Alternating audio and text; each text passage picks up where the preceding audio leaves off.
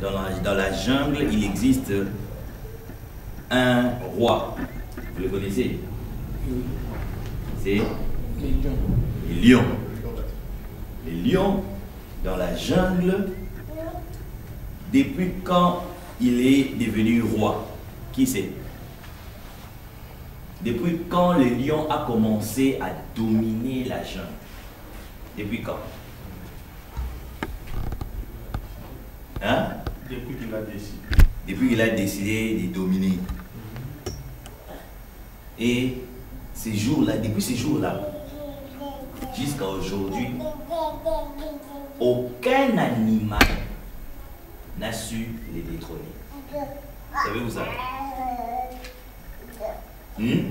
Aucun animal n'a su détrôner les lions de son trône. Savez-vous pourquoi? Je vais vous révéler aujourd'hui les secrets. Qu'est-ce qui a fait que durant des siècles et des siècles, depuis la création du monde animal, aucune bête de la jungle n'a pu détrôner le lion? C'est un grand secret. C'est pour cela que Jésus-Christ s'est identifié à cet animal-là. Pour dire que son trône est éternel. Qui a créé les lions? Jésus. Il a mis ce principe-là dans cet animal-là. Voilà pourquoi lui-même il s'est identifié à cet animal. Parce qu'il sait que les lions, on les détrônera jamais. Parce qu'il a un principe, un secret qu'il applique toujours. Et aussi longtemps le lion continuera à appliquer ses secrets, il restera toujours le roi de la jungle. Et malheureusement, c'est un principe que les églises ignorent. Ils connaissent les lions de la tribu de Juda, mais ils ne connaissent pas comment est-ce que ces lions-là fonctionnent. Ils connaissent les lions de la tribu de Juda de nom, mais pas selon son fonctionnement. Ils connaissent la personne, mais ils ne connaissent pas ses principes. Ils savent louer cette personne, mais ils ne connaissent pas comment cette personne marche. Ils ne savent pas. Voilà pourquoi les églises sont faibles. Ils ne dominent pas. Pendant que les lions dominent. Les lions, depuis qu'il a été créé, il n'a jamais été détrôné. Il avait compris qu'il doit être roi, et il est roi, et il est resté roi. Je vous informe que le lion n'est pas roi parce qu'il est le plus fort des animaux.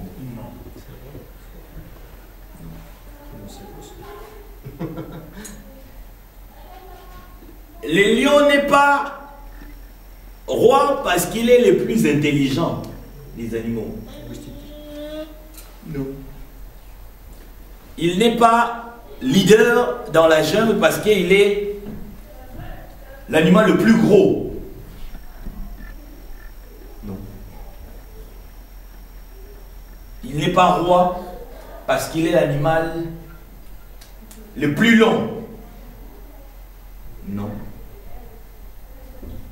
Ça veut dire, pour contrôler, pour dominer une société, être grand, être gros, être fort, être puissant, ce ne sont pas des prérequis nécessaires.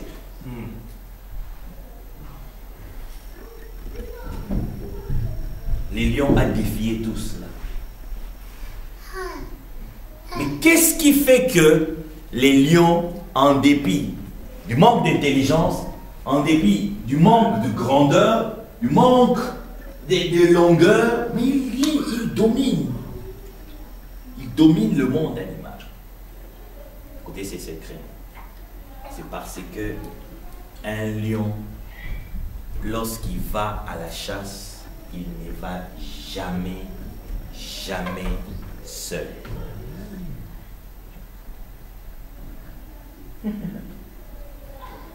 Un lion, lorsqu'il va à la chasse, lorsqu'il y a quelque chose qu'il faut détruire, quelque chose qu'il faut attaquer, il n'attaque jamais seul.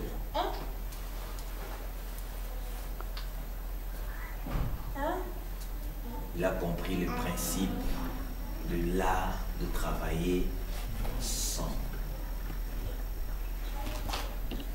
L'une des malédictions de l'Église, parce que l'Église ignore ces principes. L'Église veut rester seule. Mon Église, mes brebis, mes membres, ma vision, lutte pour chacun veut être seul dans son coin. Voilà pourquoi les défis de la société, nous ne saurons jamais les affronter. Aussi longtemps on restera seul. Mais je suis en train de croire, de bénir le Seigneur à cause des Sénégalais Charis Global. Parce que nous serons des exemples, des modèles. Ça a commencé avec Sénégal Charis Global. Ça doit s'étendre. Parce que les défis sont tellement grands qu'il nous faut nous unir. Il nous faut nous unir. Comprenez que les lions, lorsqu'ils partent à la chasse, ils ne prennent pas les rhinocéros, ils ne prennent pas les léopards, ils ne prennent pas les gazelles, ils prennent que les lions. Donc, dans notre marche, si vous êtes une église lionne, eh bien, nous marcherons ensemble. Alors, dans cette même perspective, Dieu nous a mis à cœur de pouvoir vous parler de ce grand message, de ce message qui est le plus important de tous les messages, de tout le temps. Le message qui résume la Bible. Le seul message, j'aime toujours le dire, c'est le seul message qui peut résoudre le problème de l'humanité. Le seul et l'unique. Il n'y a pas deux secrets, il n'y a pas trois secrets, il n'y a pas quatre solutions. Il n'y a qu'une seule solution pour résoudre le problème de l'humanité. Cela n'a pas été établi par moi, mais ça a été établi par le Créateur lui-même, qui est tout simplement le royaume. Dieu, en créant ce monde, du haut de son trône, avait décidé que ce monde puisse fonctionner suivant un système. Le royaume n'est pas un système que les hommes ont inventé. Non. Le royaume n'est pas un système que les philosophes ont inventé, comme les de la République. Vous savez-vous qui a inventé la République? C'est un peuple, les Grecs. C'est un système inventé par les Grecs. Comme les de la démocratie. C'est un système inventé par les Grecs. Mais les royaumes est un système que Dieu a établi lui-même. Vous savez, lorsque vous ignorez les débuts de quelque chose, lorsque vous n'avez pas saisi les débuts de quelque chose, la suite peut vous être compliquée. Et je suis en train de croire que l'église actuelle a pris les choses au milieu. Vous savez pourquoi d'ailleurs, et ils aiment ça, ils aiment dire, nous sommes dans la nouvelle alliance.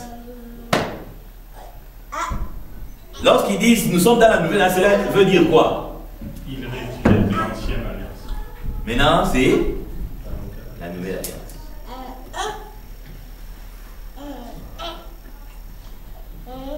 Le royaume ne fait pas partie de l'ancienne alliance, ni de la nouvelle alliance. Le royaume fait partie de l'alliance. Amen. Amen. Parce qu'avant l'ancienne alliance, avant la nouvelle alliance, il y avait une alliance.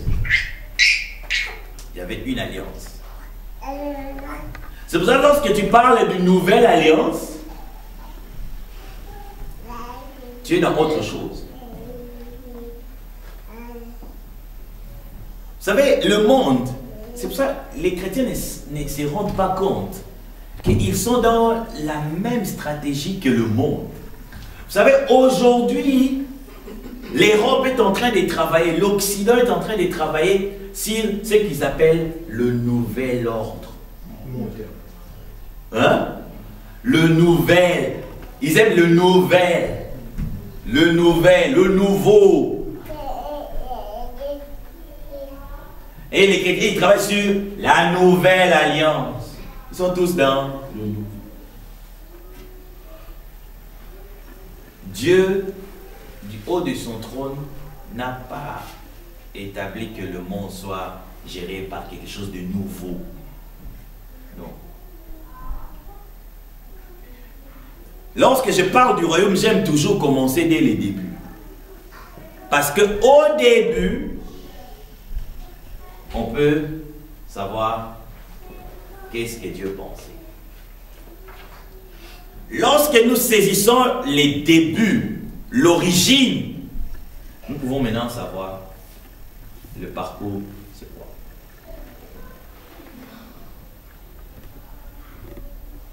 Il existe dans la Bible le livre, je suis à Sénèque, je confonds par Charis Global. Non, je vais corriger beaucoup de choses. Amen. Il existe dans la Bible un livre qui est appelé le livre de la création. Vous connaissez ce livre? La Genèse. Les théologiens, nos fameux érudits théologiens ont appelé ça les livres de la création. Je vais les défier. En étudiant, j'ai compris que ce n'est pas les livres de la création. Ce n'est pas les livres de la création. Du reste, les écrits n'ont pas de titres. Les textes originaux n'ont pas de titres. Les textes originaux n'ont pas de chapitres. Les textes originaux n'ont pas de versets. Les titres que vous voyez lorsque vous ouvrez la Bible, vous voyez le chapitre nouvelle vision, tout ça. Ce sont ceux-là qui ont traduit, qui ont mis ces thèmes-là. Beaucoup d'elles se sont trompés. Si vous lisez les livres de Genèse, vous ne verrez jamais on met un titre là. Les livres de la création. Non. Pourquoi on appelle ça les livres de la création, mon frère? Parce que si on lit Genèse, c'est logique, non? C'est logique, non? C'est logique, non? Hein? Par rapport... Il a peur.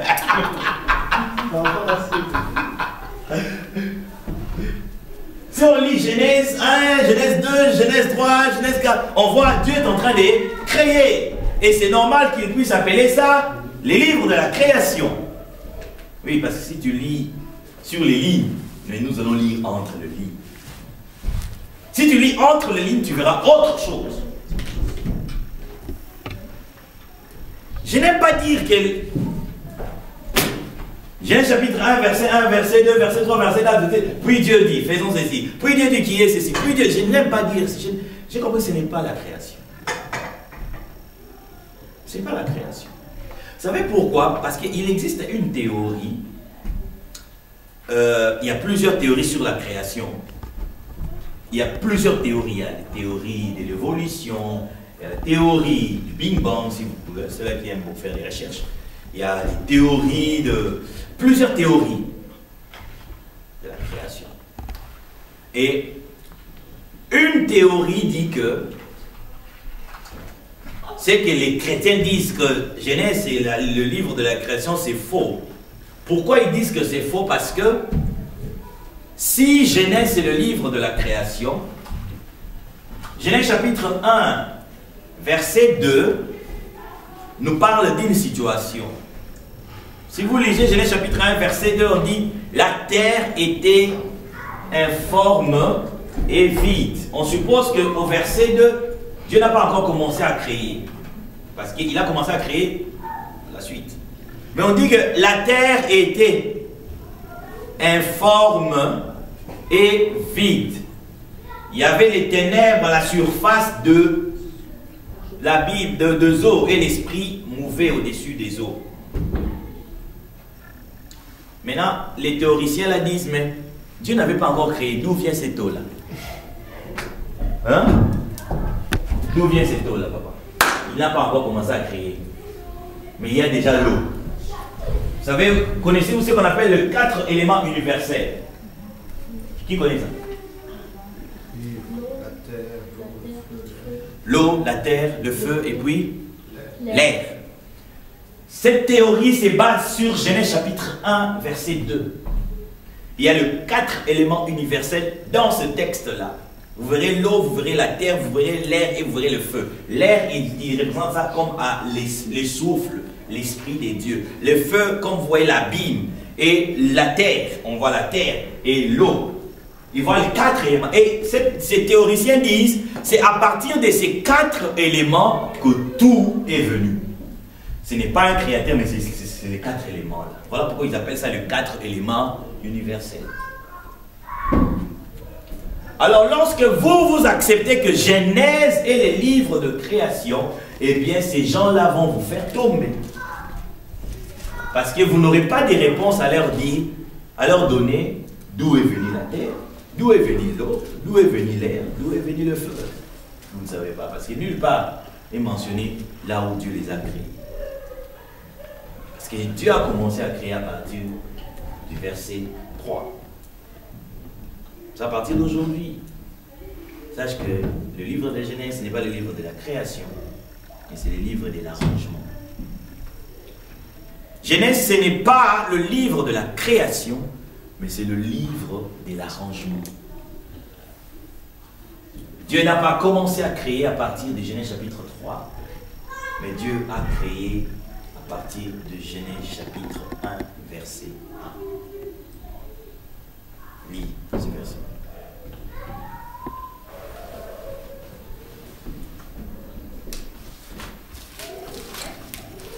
Genèse 1, 1. Genèse 1, verset 1. Au commencement, Dieu créa le ciel et la terre. Au commencement, qu'est-ce que Dieu a fait? Créer. Il crée quoi? Les cieux, et il peut créer. Hein? C'est fini. La terre n'a pas été créée lorsque vous lisez maintenant, puis Dieu dit, puis Dieu dit, puis Dieu dit, puis Dieu dit. Non. La terre a été créée au verset 1er, au commencement. C'est un petit texte avec 5 mots. Au commencement, Dieu créa les cieux et la terre. 5 mots, mais qui résument tout. J'aimerais que nous comprenions très bien ce texte parce que c'est très important. On dit au commencement. Le terme commencement là évoque une période, évoque le temps, évoque un moment. Au commencement, il y a eu un moment, il y a eu une période, il y a eu un temps où Dieu crée les cieux et il crée aussi la terre. terre.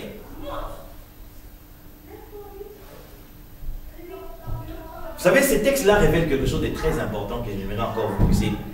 Les biblistes, hein, comme on les appelle, et ils aiment, lorsqu'on dit quelque chose, ils disent hey, montrez-nous ça dans la Bible. Je vais maintenant détruire ça. Il dit, c'est Genèse chapitre 1, verset 1. Il dit quoi? Au commencement, Dieu fait une action. Avant qu'il puisse faire une action, c'était quand? Avant le commencement. Ça veut dire, avant le commencement, il y a quelque chose, non? Qui était là? Personne. En d'autres termes, en fait, Dieu n'a pas commencé à créer au commencement. Non. En d'autres termes, d'abord, Dieu a commencé par créer les commencements. Il a créé les commencements. Et puis, il commence avec les commencements pour créer d'autres choses.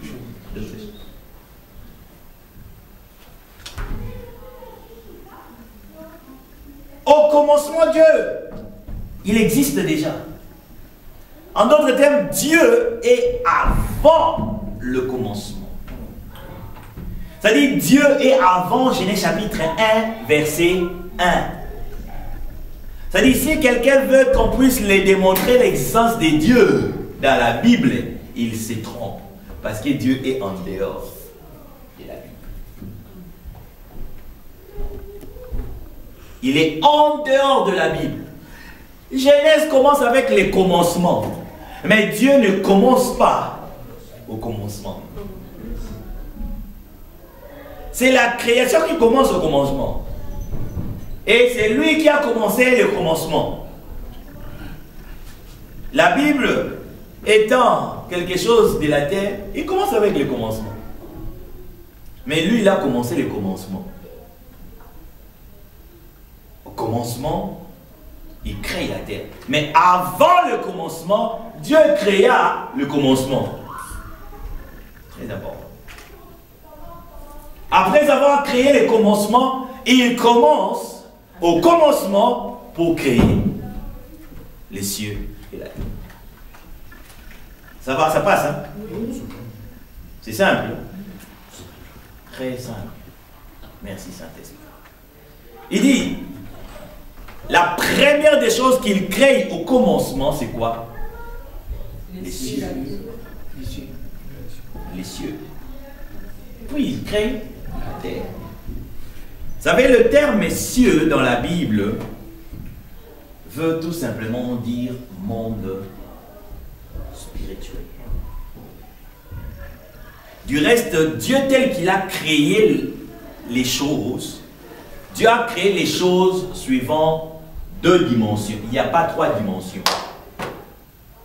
Dieu a créé suivant deux dimensions.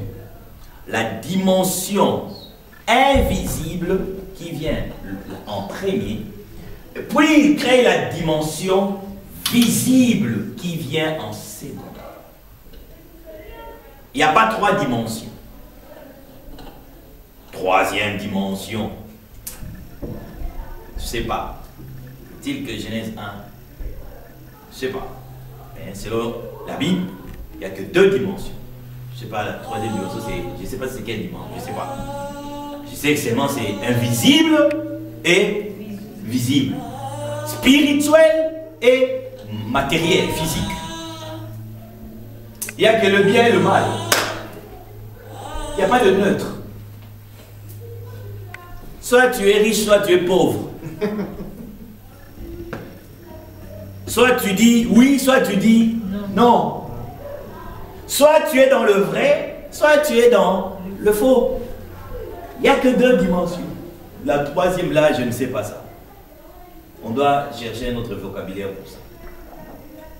Au commencement, il crée d'abord les cieux, c'est-à-dire le monde spirituel.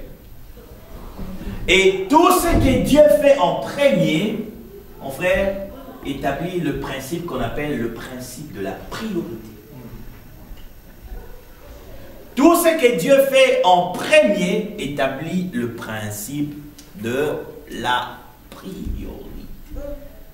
ce qui est plus important vient toujours en premier. Si tu veux simplifier ta vie, si tu veux réussir ta vie de manière simple, maîtrise ces principes, la priorité. Et si tu veux compliquer ta vie, ignore ces principes. La source de la pauvreté, c'est l'ignorance du principe de la priorité. Amen. Il n'existe pas un démon de la pauvreté. Il existe seulement un ignorant qui a ignoré les principes de la priorité et il devient pauvre. La plupart des problèmes que l'humanité est en train de vivre aujourd'hui, c'est tout simplement venu parce que l'humanité a ignoré le principe de la priorité. Ce que Dieu met en premier, cela veut dire c'est ce que tu dois d'abord t'intéresser. Lorsque tu t'intéresses à ce qui est prioritaire, eh bien tu es en train de t'aligner sur ce que Dieu a établi pour toi.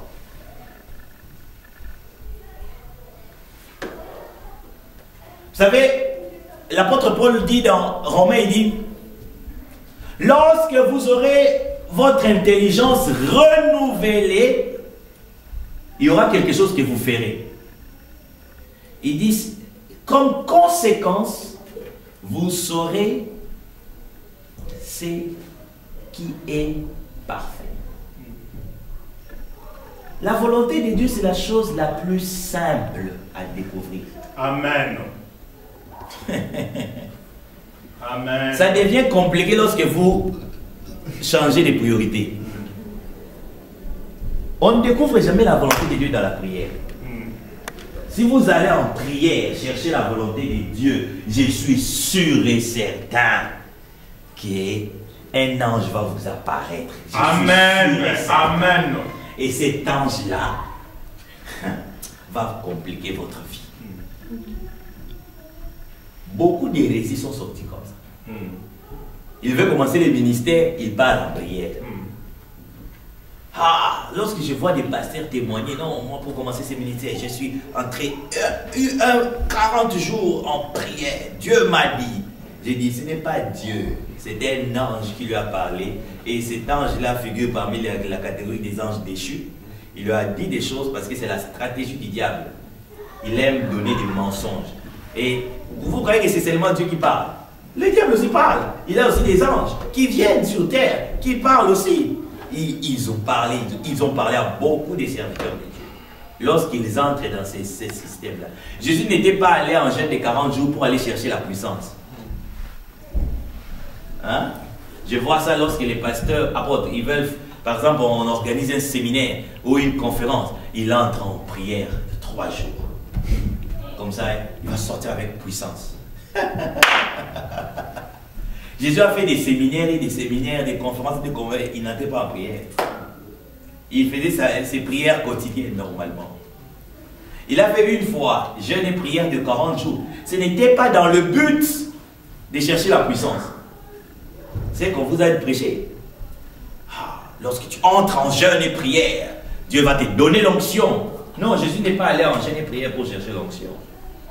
La Bible dit, Matthieu chapitre 4, l'Esprit l'amena au désert pour...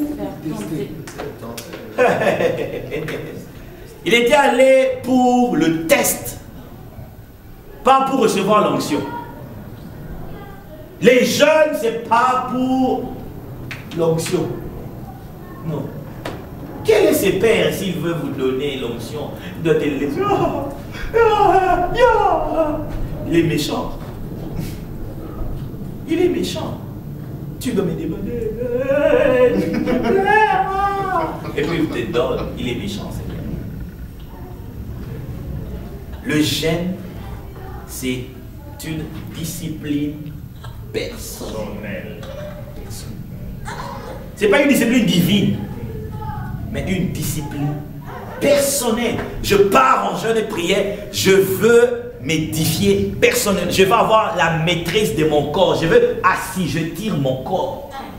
Me discipliner par rapport aux exigences de la chair. Je veux me discipliner. C'est par rapport à cela que le geste est important. Pas pour avoir l'onction.